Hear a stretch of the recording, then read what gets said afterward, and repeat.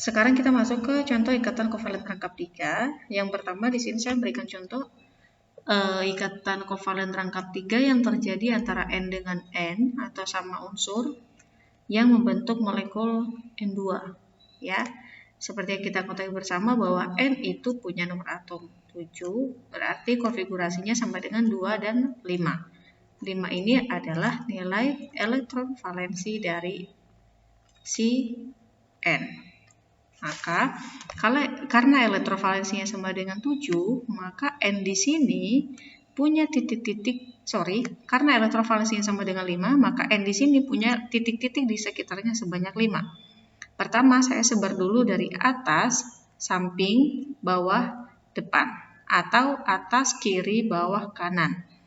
Di sini sudah ada 4, sisa satu lagi yang belum saya tulis. Maka misalnya yang belum saya tulis itu saya letakkan di sisi kiri. Maka di sini di sisi kirinya ada elektron yang berpasangan. Sementara ada 3 elektron yang tidak berpasangan, yaitu ada atas, ada di depannya atau di sisi kanannya, dan ada di bawahnya. Kemudian karena di sini jumlah N-nya ada 2, maka saya menggambarkan N-nya juga ada 2 dengan nilai elektron valensi yang sama. Maka ini menjadi N, kemudian elektrovalensi sama. Saya memperlakukan hal yang sama juga. Di sini 1, atas 1, bawah 1, kirinya 2. Ya, saya buat model yang sama. Setelah itu, ingat karena elektrovalensinya sama dengan 5, maka N itu lebih cenderung menerima elektron dibanding melepas elektron.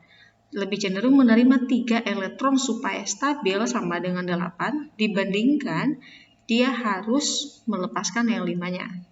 Makanya N itu kita kenal dengan muatan minus 3, tapi tidak selalu minus. Tidak selalu minus, tergantung dari unsur manakah dia terikat. Nah, di sini misalnya kita mengenalnya sebagai unsur yang bermuatan minus 3. Karena apa? Elektrovalensinya 5, berarti kalau dia minus 3, berarti dia membutuhkan 3 elektron supaya di sini bisa 8. Nah, kalau dia membutuhkan 3 elektron, maka elektron yang dia ambil itu adalah elektron dari sesama jenisnya atau sesama N. Maka elektron yang tidak berpasangan ini menjadi berpasangan. Atau kalau misalnya kita membentuk lingkaran, N yang di sini akan mengambil 3 elektron yang di sisi kanan dan N yang di kanan akan mengambil 3 elektron yang di sisi kiri. Kalau kita bentuk lingkaran akan menjadi seperti ini, ya, kira-kira seperti ini. Begitu juga untuk N yang ada di sisi kanan. Artinya ini menjadi seperti ini. 1, 2, 3. Iya, menjadi seperti ini ya. Jadi kalau kita hitung, N punya 5 elektron dari diri sendiri dan 3 dari elektron yang di sisi kiri. Kalau dijumlahkan sama dengan 8, begitu juga dengan N yang di kiri punya 5 elektron ditambah 3 dari elektron yang di sisi kanan. Nah, kemudian elektron yang ini yang digabungkan ini membentuk garis sebagai bentuk mereka berpasangan. Jadi membentuk garis. Nah, garisnya di sini ada 3. Kalau garisnya ada 3, berarti ada 6 elektron. Bebas nih, ada 6 elektron yang dipasangkan. Maka ini bentuknya menjadi seperti ini. Di sini ada N, ada 3 garis, ya 1, 2, 3. Kemudian di sini ada N. Tulisan lagi, ini ada elektron yang belum diapa-apain ya, jadi dia masih berpasangan dan itu letaknya di luar, maka kita tulis di sini 1, 2. Begitu juga dengan di sini 1, 2 ya. Ini, yang ini, yang ini. Oke. Maka ini kalau kita hitung elektronnya jadinya 8. Ini 1, 2, ini 3, 4, 5, 6, 7, 8. N di sini juga sama, 1, 2, 3, 4, 5, 6, 7, 8. Yang ini disebut dengan pemakaian elektron bersama-sama. Jadi, N memakai 3 elektron dari N yang di sisi kanan ini. N yang di sisi kanan memakai 3 elektron dari sisi N yang di kiri. Nah, tapi itu elektron yang mereka pakai itu dibentuk dalam satu garis. Nah, jadinya tidak kelihatan elektron mana N itu elektronnya yang mana, yang di sini elektronnya yang mana. Tidak kelihatan yang mana lagi karena mereka sudah membentuk satu garis. Ya, antara elektron atas sama atas membentuk satu garis, tengah dengan tengah satu garis, bawah dengan bawah membentuk satu garis seperti di sini. Maka yang ini, yang 3 ini disebut dengan ikatan kovalen rangkap 3. Ya, yang ini disebut dengan ikatan kovalen rangkap 3. Atau secara keseluruhan, yang ini disebut dengan struktur Lewis. Struktur Lewis dari N2. Kalau saya balik lagi, yang ini berarti yang di bawah ini, yang ini disebut dengan struktur Lewis dari CO2. Yang ini adalah struktur Lewis dari O2 ya. Ini struktur Lewis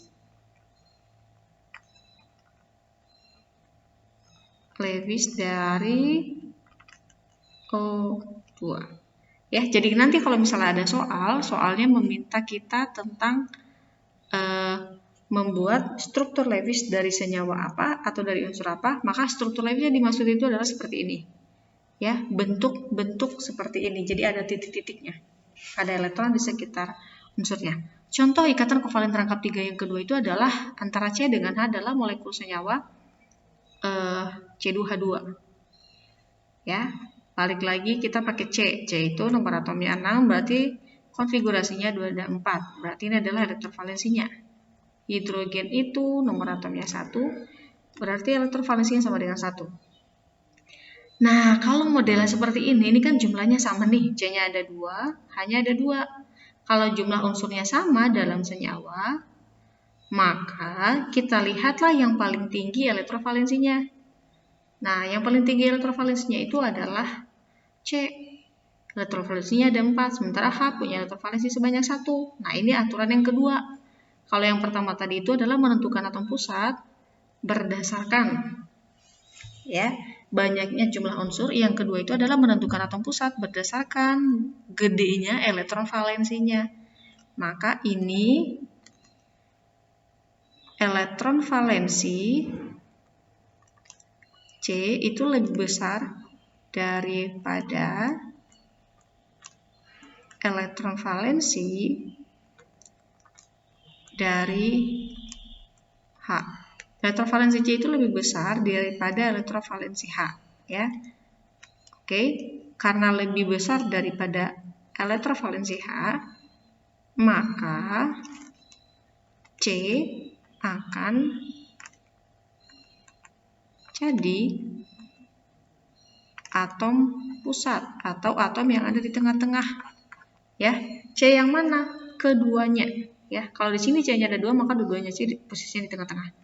Pertama, saya tulis dulu titik-titiknya berapa. C itu ada 4 titik-titik. Ya, saya dapat 4 karena elektrovalensi 4. Hidrogen itu punya elektrovalensi 1 karena nomor atomnya cuma ada 1. Berarti titik-titiknya cuma ada 1. Setelah itu saya gambarkan struktur Lewisnya. Ya, bentuk struktur Lewisnya seperti ini. C-nya di sini karena ada 2, maka saya taruh di tengah-tengah. Berarti di sini C dan ada C. Setelah itu masing-masing C saya tuliskan titik-titiknya ada berapa. Di sini ada 1, 2, 3, 4. Sementara yang ini karena mereka unsurnya sama, saya bedakan cara penulisan elektronnya. Di sini saya kasih simbol-simbol X ya. Jadi elektronnya saya gambarkan dalam bentuk XX. Setelah itu kemudian di sisi kiri kanannya bebas ya, kalian mau naruh di sisi kiri kanan atau atas bawah. Tapi di sini saya akan memberikan nanti di sisi kiri kanan. Alasan yang pertama adalah karena elektron yang tidak berpasangan ini ya, elektron yang tidak berpasangan ini terlebih dahulu dia akan mengikat elektron yang ada di sekitarnya. Jadi begini. Kan C sama C di sini kan ini semuanya tidak berpasangan elektronnya. Maka elektron yang ini akan menarik elektron yang C yang di kanan dan membentuk satu garis atau menjadi satu pasang. Begitu juga dengan elektron di tengah-tengah dan elektron yang di bawah. Ya, jadi elektron ini yang udah berdekatan ini akan membentuk ikatan. Nah, sementara yang di luar ini tidak kemungkinan bagi mereka untuk membentuk ikatan itu sangat kecil. Karena apa? Di sini masih ada unsur H. Nah, karena yang di tengah-tengah ini sudah terikat satu sama lain, maka yang belum terikat itu adalah yang bagian luar. Nah, yang belum terikat ini saya letakkan H di situ, di dekatnya, supaya dia bisa mengikat H. Maka di sini H dengan titik 1 dan H dengan titik 1. Ya. Setelah itu, yang ini elektron dari H dan satu elektron dari C itu membentuk satu garis. Begitu juga dengan C dan H di sisi kanan, membentuk satu garis. Ya. Kalau mereka membentuk satu garis, artinya menjadi satu pasang. Maka ini kalau saya lingkarin, elektron H menjadi ada 2, 1, 2. Begitu juga dengan H yang di kiri, ada 2, 1 dan 2. Kemudian elektron yang ada di tengah-tengah, yaitu elektron antara C dan C, ini kan C-nya berarti punya 1, 2, 3, 4, dia ambil 3 dari sini berarti 1, 2, 3, 4, 5, 6, 7, masih kurang 1. Satunya itu dia ambil dari H yang di depannya. Jadi C yang di tengah-tengah ini dia ngambil dari belakang sama dari depannya. Maka ini kalau digambarkan dia modelnya seperti ini. Ini ya. Nah, ini begitu juga dengan C yang di tengah-tengah. C yang di tengah-tengah ini akan melakukan hal yang sama. Dia kan punya 4 nih, 1, 2, 3, 4. Kemudian ada 3 yang dia ambil dari C yang di depannya, berarti 7. 1, 2, 3, 4, 5, 6, 7, dan 1 dari H yang ada di belakangnya. Maka kalau kita bentuk lingkaran atau kita buletin modelnya seperti ini. Nah, ini kalau kita hitung menjadi 1, 2, 3, 4, 5, 6, 7, 8. Ya.